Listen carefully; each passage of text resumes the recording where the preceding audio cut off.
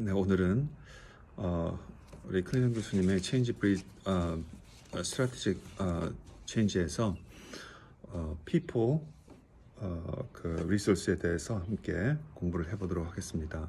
우리가 지금 현재의 그 나래티브, 현재의 상태에서 now의 상태에서 then 미래의 상태로 가는데 지금 그 과정을 우리가 전략적으로 해나가기 위해서 첫 번째 필요한 것이 사람들에 대한 우리가 이해입니다. 이미 헤블락에 대한 이론을 우리가 다룰 때에 그 헤블락은 그 변화에 있어서 그 사람들과의 관계가 가장 중요한 요소로 보았습니다. 그러한 면이 반영되어서 이 클린턴 교수님 이론에서도 이제 첫 번째 우리가 변화를 하는 데 있어서 가장 중요한 것이 사람에 대한 그런 이해와 분석으로 이렇게 하고 있습니다. 날씨가 좀 쌀쌀해서 옷을 좀 외투를 거치고 좀 해야 되겠네요.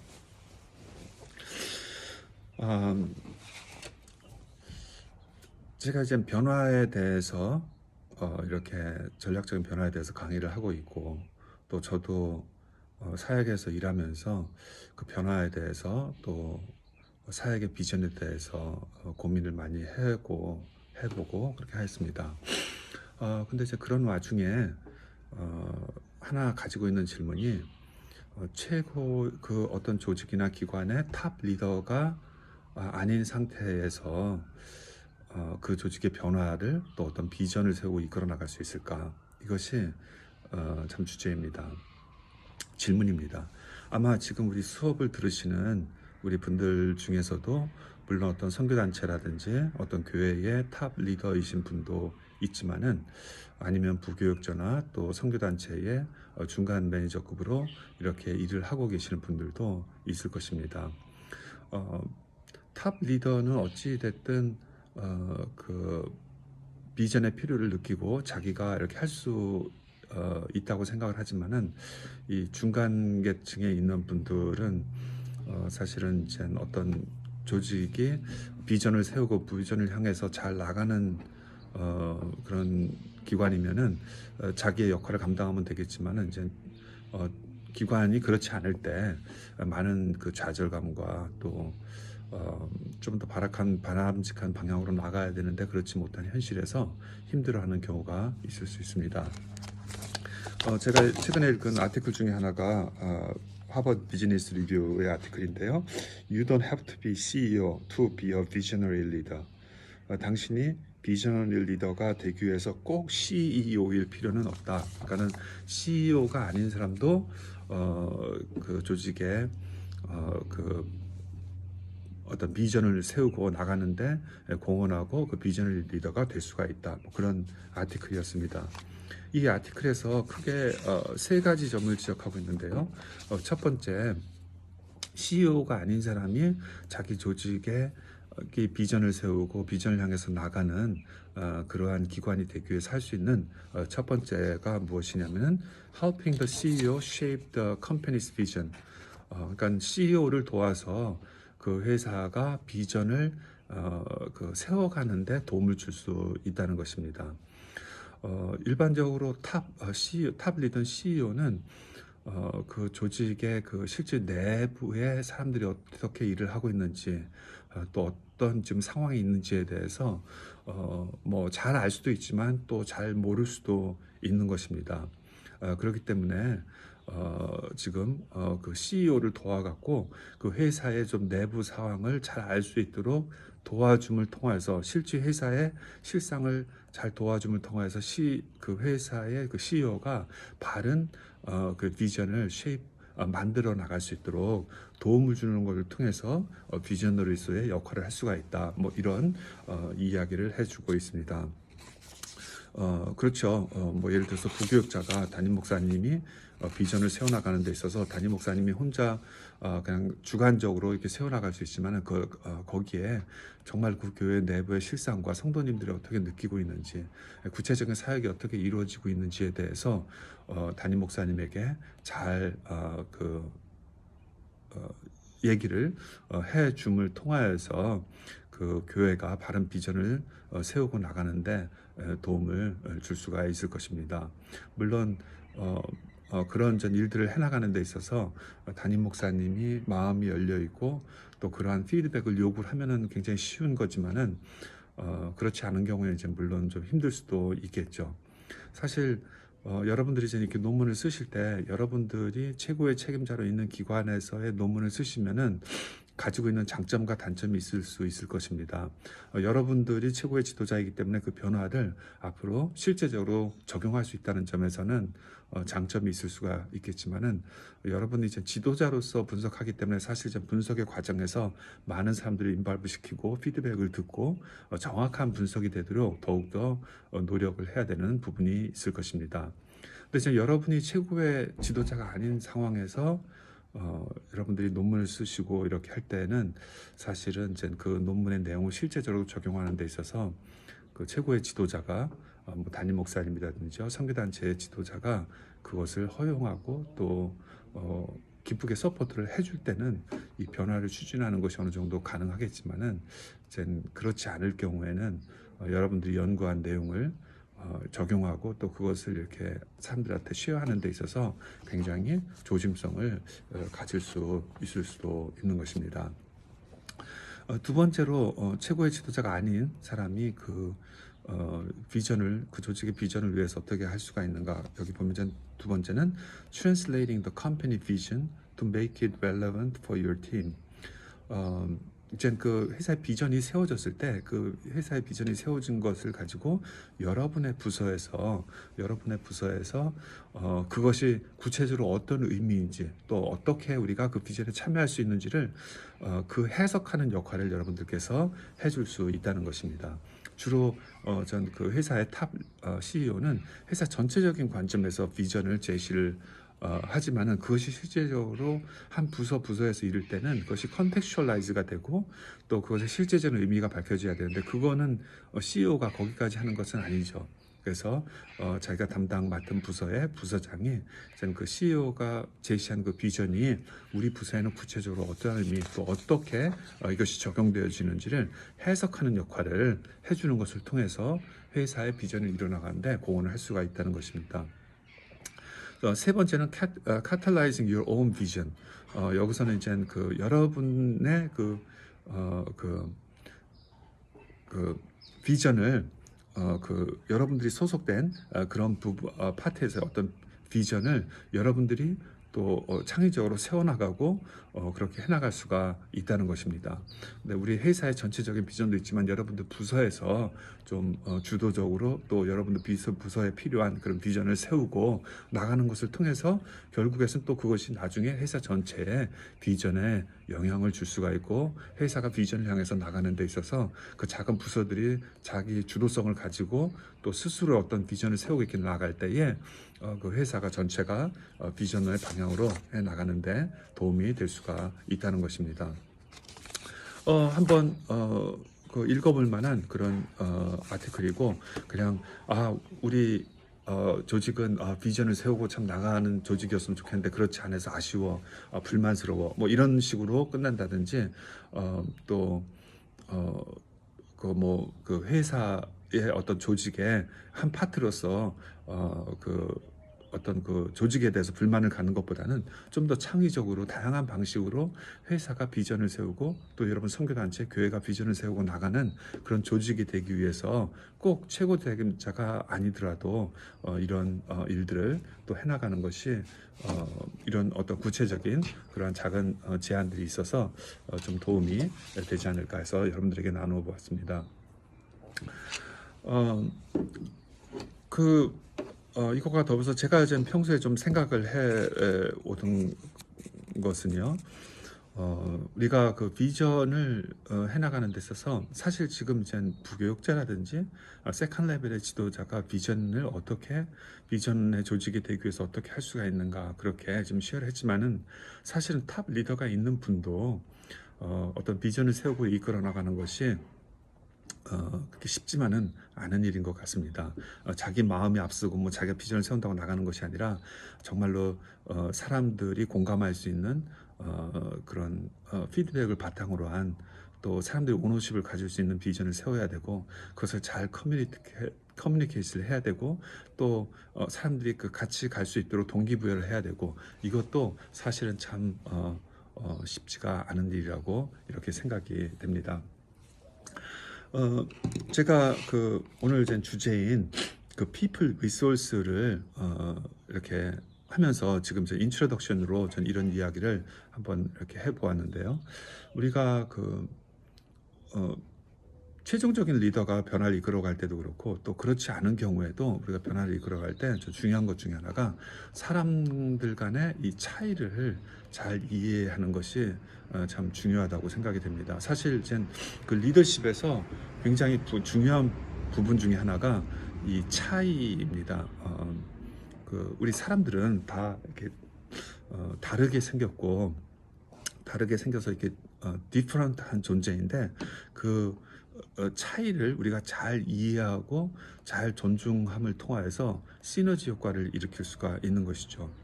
그래서 뭐 부부가 사는 것도 그렇죠. 부부가 사는 것도 부부가 똑같아서 같이 사는 것이 아니죠. 다르지만은 그 다른 두 사람이 만나서 그 다른 것을 잘 조화하고 협력해 나갈 때에 시너지 효과가 일어나는 것이죠.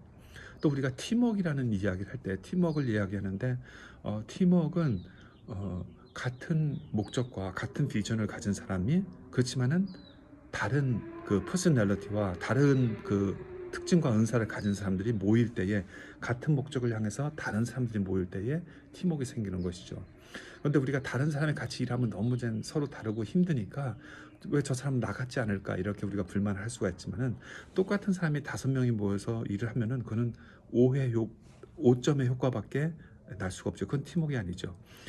다른 사람 5명이 모여서 일을 할 때는 이퀄 5점이 아니라 25점의 그런 결과를 내야 되죠. 즉 다시 말해서 그 다른 사람들이 시너지를 해서 다른 것이 서로 존중되고 또 다른 것이 잘 협력돼서 이 변화가 일어날 때는 5의 1 더하기 1 더하기 1 더하기 1 더하기 1의 5가 아니라 25의 그런 시너지 효과가 일어날 때 우리가 팀워크라고 할 수가 있는 것입니다. 그래서 우리가 지도력에 있어서 또 우리 일상 삶에 있어서 사람들 간에 서로 어떻게 다르게 생겼는지를 잘 이해하고 또 존중하고 그것을 가지고 시너지 효과를 일으키도록 우리가 함께 일하는 것이 우리 지도력에 있어서 굉장히 중요한 것입니다. 한 개인의 차원뿐만 아니라 한 문화의 차원도 마찬가지죠. 문화의 차원도 서로 다른 문화가 가지고 있을 때 그 다른 문화가 서로 다르다고 다른 점을 왜 나같지 않냐고 우리가 불만하는 것이 아니라 그 다른 것을 서로 존중하고 함께 일함을 통해서 시너지 효과를 우리가 가져올 때에 그것이 바로 전 진정한 의미의 지도력이라고 이렇게 할 수가 있을 것입니다. 제가 그 전에 어떤 큰 교회 사모님하고 이야기를 할 기회가 있었습니다. 근데 그 사모님이 자기 목사님 때문에 너무 힘이 많이 들었다는 것입니다. 그러면서 이제 그 이야기가 그 목사님이 이제 교회를 개척하셔서 교회가 굉장히 커졌어요. 커졌는데 이 목사님은 아마 그 성격이 계속 저돌적으로 일을 벌리고 추진해 나가고 그런 스타일의 목사님이신 것 같았습니다. 그래서 이 목사님이 이제 또 큰 교회 건물을 구입하시는 그러한 프로젝트를 시작을 하신 거예요. 그래서 나름대로 좀 기도하고 그런 큰 일을 벌이는데 그렇게 하다 보니까 이 목사님이 교회 성도님들한테 많은 상처를 주고 또 교회가 분열되고 또 그런 와중에도 일은 추진하고 이런 여러 가지 일을 겪게 된 것이에요. 이 사모님이 그 옆에서 그런 목사님이 사역을 하시고 그런 모습을 보면서 사모이기 때문에 목사님하고 함께 가지고 목사님을 계속 지원하고 응원해 주지만은 왜 저렇게 하실까? 왜 저렇게 하실까 하는 이제 마음에 좀 안타까움과 그런 어려움이 있었다고 합니다. 그래서 꼭 저렇게 해야지 사역을 하는 건가? 뭐 그런 마음이 있으시고 사모님 자신도 많은 갈등을 하셨던 것 같습니다. 근데 전 제가 그 퍼스널리티에 대한 강의를 하고 그 실제적으로 사람들이 어떻게 다른가?